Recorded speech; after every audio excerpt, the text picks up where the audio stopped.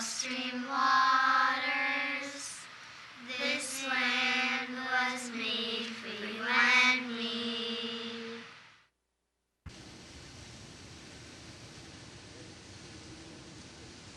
Welcome to Trips and Tips with Klein Tours. I'm Allison Klein Schwerman and I'm fourth generation management here at Klein's. I am joined today in beautiful Philadelphia with Ashley. Good morning, how are you? Great. Thank you. As you can see, we're standing on the steps of the beautiful Philadelphia Museum of Art with the Ben Franklin Parkway behind us. The Ben Franklin Parkway is home to many events throughout the year. Aiken's Oval is right behind us, and that is the scene of many spectacular fundraising walks, the Thanksgiving Day Parade. There is the Made in America Festival with concerts and the Welcome America concert series. There is a pop-up gardens that are all summer long, events going on there. So there's so many things to do right in this very area of Philadelphia. And today we're going to be visiting the Philadelphia Museum of Art and also the Please Touch Museum. And we look forward to sharing those experiences with you.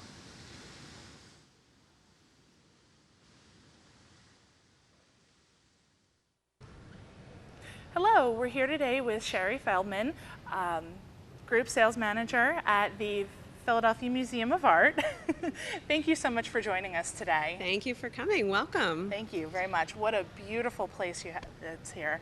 Can you tell us a little bit about the history of the Art Museum? Sure. And I have to say, I agree. It is a beautiful place. I love coming in this building every day. It feels very special. It doesn't get old after 16 years. The history of the museum is a really interesting one. We opened to the public in 1928, but it really started before that at the World Exposition, which took place at the Please Touch Museum, the Memorial Hall. It was the World's Fair that happened at that time, and countries from all over the world brought their artwork, and many of them left them, and it was the start of our collection. Wow. So there's some really fun, interesting details about the start of the museum. Another one that I love to tell is the building is in the shape of a U. And when it was built, they decided to build the arms of the U first rather than the base, because the U Penn Museum did the reverse and didn't get funding. So they had to connect our buildings, which is a great little fact. Oh, I love that. I never knew that. So tell us a little bit about your job here being the Group Sales Manager. What can groups expect? You have multiple groups that come in here, throughout the year. What are some of the groups that you cater to the most here? Okay. In my department, the group sales department, we handle the adult and senior citizen market, and that ranges from alumni organizations and corporate functions to smaller church groups and synagogue groups, or even questers and lots of various other types of groups. But we do a huge volume of students that come through in our education department. And they do very specialized tours, based on topics that students are typically talking about. Right. So when a group comes in the building, it can range, the time of their visit can be an hour. Okay. It could be 3 days. Wow. The museum is sort of a campus, because we have two historic houses in Fairmount Park, Mount Pleasant and Cedar Grove, and we also have the Rodin Museum and the Perlman building across the street. Oh, wow. Okay. So we're multiple buildings, and like I said, we have groups that come and spend multiple days. Our ticket is a 2-day ticket, so it provides access to the Rodin and the Perlman, as well as the main building, and you're welcome to come back to any of those 3 locations on the following day as well. Great. So we have groups that come, like I said, for an hour. They may do a highlights tour or just get a little inspiration, totally unassuming, let them wander on their own, whatever feels good. And then there's others that do much more academic type programs and, guided tours and curated talks if we can, and spend lots of time. Wonderful. Yeah. I love it. Now, do you guys have special events that go on throughout the year? We do. Are they always changing? Do you have any exhibits that are that are permanent here? So most of our collection is the permanent collection, and it was originally created by, the layout, I should say, was originally created by one of our previous directors. His name was Fitz Kimball, and he wanted to create a walk-through time. So we have these wonderful period rooms in our American collection, but then also in the European and Asian wing, you'll find a Japanese tea house, the only Japanese tea house that we know of in another building, in a museum, a Chinese palace hall, and so on and so forth. So it's really an experience of a walk-through time, different countries and different places. Great.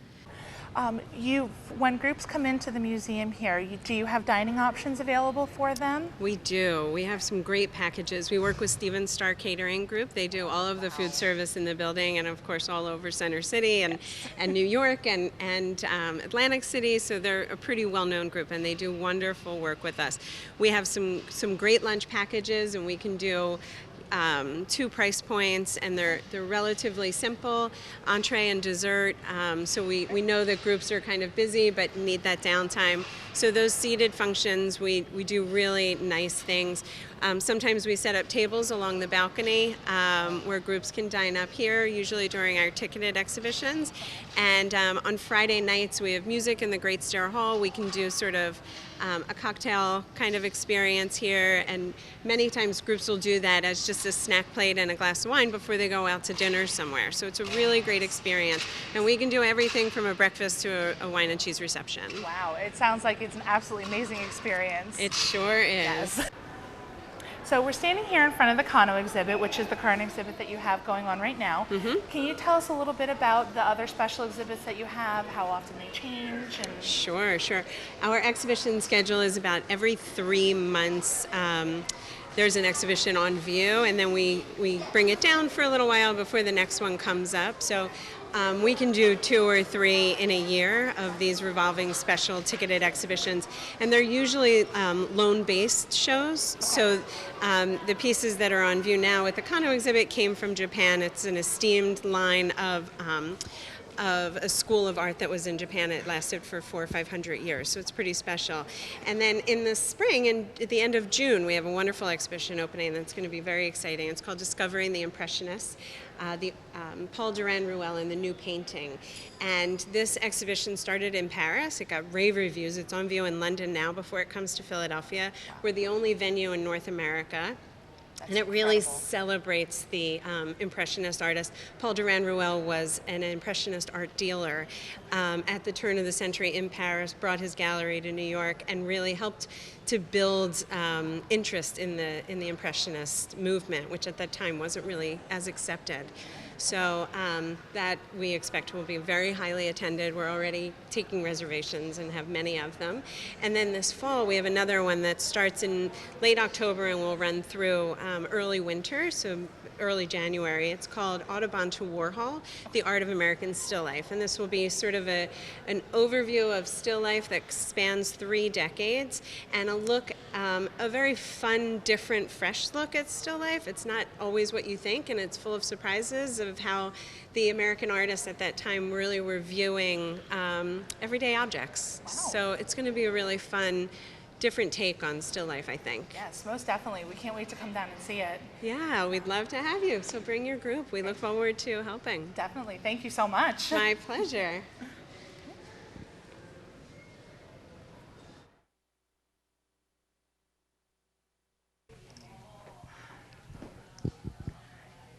We're now here in the American Gallery of the museum. Can you tell us a little bit about what people can find in here, what this collection is about? Well, certainly. The American collection is a really rich collection of our museum's holding. As you can see, we have furniture and paintings, but it also includes the historic houses of Fairmount Park. Cedar Grove and Mount Pleasant are 2 of the 7 houses that are located in Fairmount Park that were from the late 18th, early 19th century, and they were really the summer homes for the people who lived in the Society Hill area. So they would get on their horse and buggy and take half a day to get out to the park, which takes us about 15 minutes now or so. Yeah. And you can tour those homes as well. And Mount Pleasant is known for its architecture. It is absolutely spectacular. And Cedar Grove is one of my favorites because it was really sort of multiple generations of women. And you can really imagine living in this old farmhouse. It's just lovely. So it's a great tie-in for school groups that are going to the historic area in Philadelphia and seeing Independence Hall. And then, of course, touring the American Collection here at the museum is another great way to add on to that experience. Our silver is above and beyond. And then the Thomas Aikens, we have a great story about the Gross Clinic, which was originally at the Thomas Jefferson University, and it was going to be sold to a private owner, and Philadelphia really rallied behind it. And the Philadelphia Museum of Art, along with the Pennsylvania Academy of Fine Arts, really came together with many very generous donors, and now it lives between the two museums. It goes back and forth every 2 years or so. Oh, that's so wonderful. it's a really special place. Yes, definitely. Thank you. Sure. So we're standing here again in the Philadelphia Museum of Art in what we call the Geary Project room. Frank Geary is working with us to design the interior of our building, or should we say redesign. The museum was built in 1928, but there are some major infrastructure challenges that we have, including HVA systems and so on, electrical and so on and so forth. So those will all be upgraded, and that's the biggest impetus. But the other variable is adding space to the galleries. So we have this remarkable model made by Frank Geary and his team, and there's another one of equal grandeur on the other side of the room. But this one shows a cool view of the whole building sliced in half. What you're looking at here is the East Terrace, which overlooks the city of Philadelphia, if you're looking out, and the Rocky Steps, as everyone calls them famously. And one of the biggest projects that will possibly eventually happen. A lot of this is the concept car. It's the grand scheme. We're not sure if it will all happen, but much of it will. And one of the big projects is to take away the Rocky Steps just for a short time, blow out the bedrock that's beneath the terrace that's there, and then put the steps back. The Rocky Steps will not go away. But create an extra 55,000 square feet of gallery space for us just below what is currently the museum's terrace. And this will allow for bigger lawns, taller lawns, and bigger shows that we can be able to put on for the public. One of our main entrances will become what's really ground level, so people won't have to climb the steps or go around the building to the back, to the accessible side, which is the west entrance. Part of the concept is to create better spatial understanding for our guests while they're in the building. So when you walk in the west entrance, which is currently one of our main entrances that faces Boathouse Row and Kelly Drive, you'll be able to look up and see the Great Stair Hall with the Calder mobile of the ghost hanging from the ceiling, and you'll be able to look down in what will be known as the Forum, which is currently our auditorium, but our auditorium will be moved off the outside of the museum, basically to an underground area where it'll provide access for us to hold events after museum hours. And then some of the other things that are happening is actually the corridor that we're standing in right now, which is a lot of offices, will actually be cleared out and become gallery space. And the back side of it, which is sort of behind the scenes, will become a state-of-the-art education center. So our student groups and our education department can better serve school groups as well as art history courses and academic programs that are going on for public programs that we do tons of. So museum's got big plans for the future. Certainly welcoming all different audiences is one of the things we focus on. And this summer, in this room, actually, the models will be upstairs where the east balcony is, and our guests will be able to view them again. And in this space will be what we call Art Splash for families to bring their kids. There's going to be a reading nook. There's going to be coloring areas, and there'll be tours just for families and little people. And last year we did Art Splash. I guess we're now walking into our third year. The first year we had about 20,000 people with families, and last year was about 30,000+ people. So it's gaining momentum. It's all summer long. There's there's a different theme every week. Members, it's free all year round. So, you know, if you have little kids in your family, you can come back again and again. So it's always exciting at the Art Museum. Hi, this is Allison Klein Sherman, and I'm in front of Memorial Hall here in Fairmount Park in Philadelphia. We're continuing our journey through the museums of Philadelphia. This is the home of the Please Touch Museum, so please join me as we step inside and learn a little bit more about what they have to offer.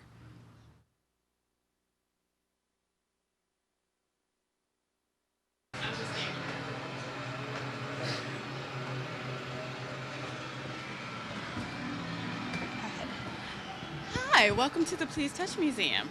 I'm Tori Harris, our PR director. Why don't you let me show you a little bit about what we have going on? Thank you, Tori. So what do you offer for groups here? What kind of things do you, what are your specialties for the groups of all ages that come to visit you here at the Please Touch Museum? Well, we pay special attention to our groups, so we really try to put together a comprehensive package for them. So we do everything. We give them a private orientation. They have a private entrance that they come in. We also have lunchrooms that are private, and we have free parking for buses. So we really put together either whether it's a half-day package or a full-day package, we've really put together a whole day of fun for them. Okay, great. Tell me a little bit about this great Statue of Liberty sculpture that we have here. Okay. Well, this sculpture is really the sculpture of This sculpture is actually the hand and torch from the Statue of Liberty, but it's made entirely of toys. So a local artist, Leo Sewell, who's done some of our other art pieces and collaborations, he actually put this together for us. This building was originally built for the World's Fair from 1876. And one of the things that was debuted there was the arm and torch from the Statue of Liberty. That is so cool. Yeah, so it's made entirely of toys. Like I said, Leo Sewell is a local artist. He has a couple of other pieces around the museum, but one of the things that Please Touch Museum is a collecting institution. So this was just a great way to kind of showcase toys and bring art into and also showcase the building. It's really beautiful how they use, you can see drums, you can see skis, all kinds of different toys implemented into that piece of artwork. It's really so much fun, and it really just speaks to the museum, you know, the colors, the life. Children walk in, and that's the first thing they see, and they just run to it and gravitate towards it. And it really also speaks to the building and the history of this great building. Great. I look forward to seeing more. Thank you.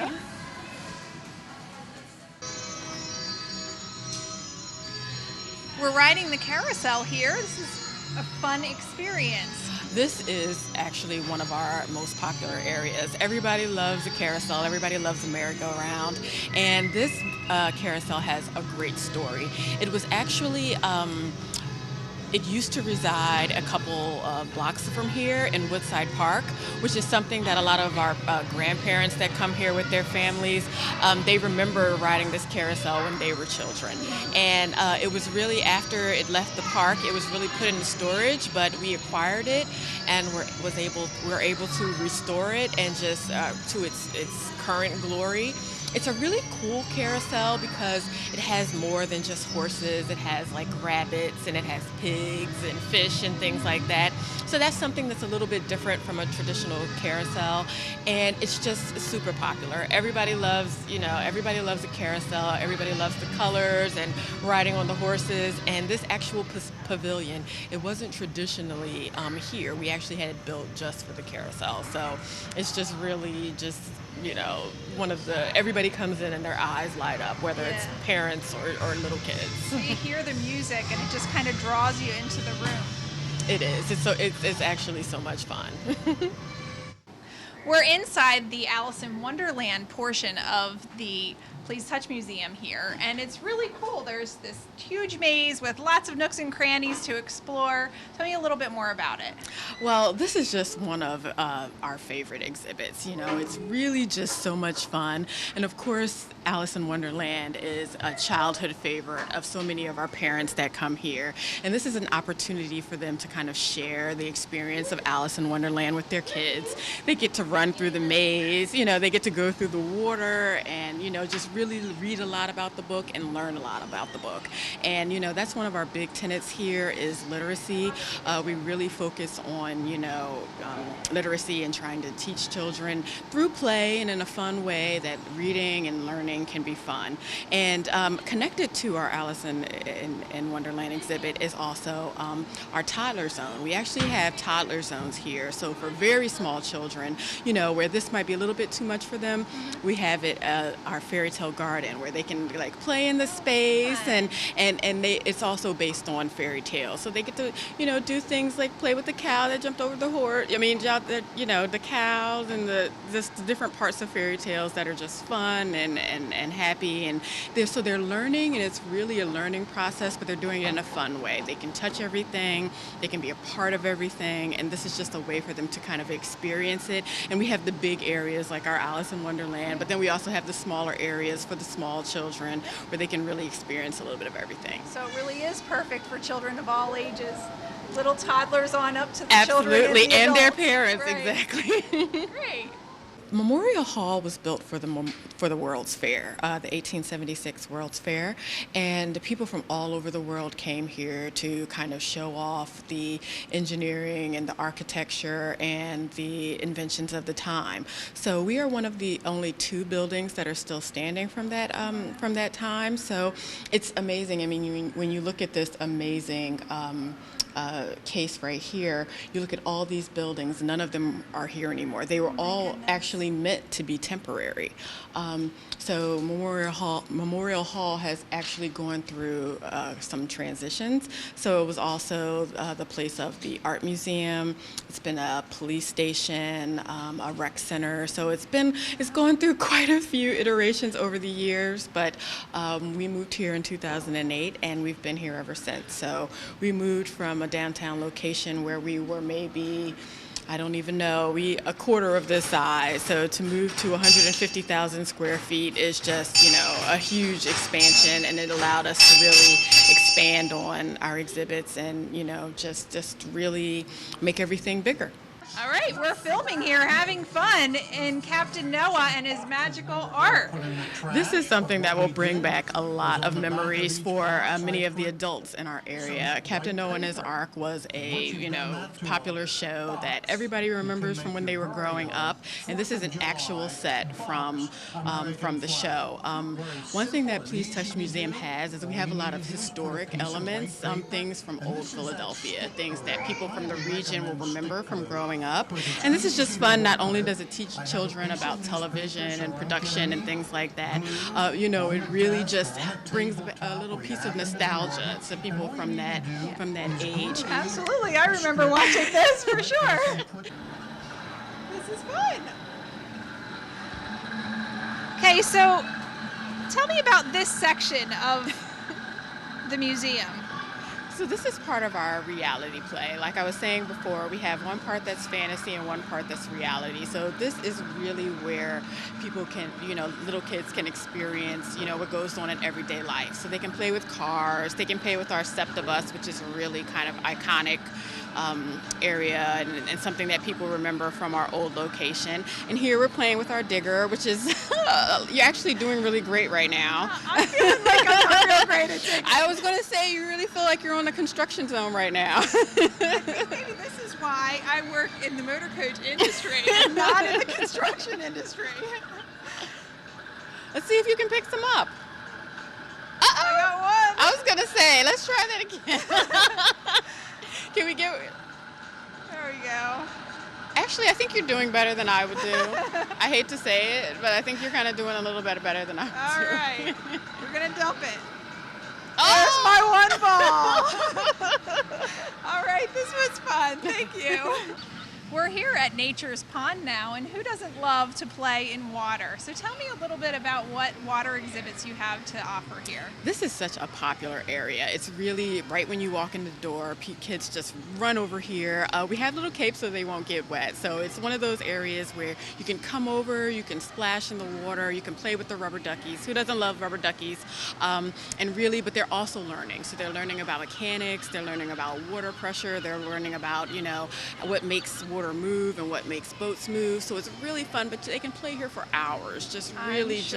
We have tons of things where they can, put together boats and make them themselves and then really sail them down the river and make it go on its journey. And it really just is just a fun area. We've got the clouds, and actually rain comes down from the clouds. Fun. So it actually goes through a whole kind of ecosystem, and the kids learn about that, but they're really just enjoying it and playing in it as well. So they've got the wind and see how that works and all of that as well. It's really just a fun area that's teaching them about nature and how the ecosystem works. Yeah, and I'm hearing as I'm standing here the nature sounds, the birds. Really, it seems it's interactive all the way around. That's the really fun part about our museum, is that it really just has something for everybody. I mean, we have the sights, we have the sounds, and we even have a little smell-o-vision here and there. So it's just one of those fun things where, from your every sense is really just, spoken to when you're here. And really, it really speaks to, the repeat visits, because you may not notice something at the first time, but then you come back and you notice something, or you play with something, and kids learn through repetition, so they really just get a different experience every time they come. Great. I've had so much fun learning about this great place. Oh, thank you so much for coming. Speaking with you today. Thank you so much. Thanks for having us. We're standing here in front of Boathouse Row and the Philadelphia Zoo balloon. Philadelphia is right in our backyard and a great destination for day trips or evening getaways for your groups. And there's so many wonderful museums in Philadelphia. It's an art center. There's, as we saw, the Philadelphia Museum of Art. There's the Barnes Foundation, the Please Touch Museum, the Franklin Institute. There's so many museums for families, for seniors, for school groups, and we hope that you can take advantage of all of them. Thank you so much for joining us. For Trips and Tips, I'm Allison Klein Sherman. And I'm Ashley Hoke. Have a great day.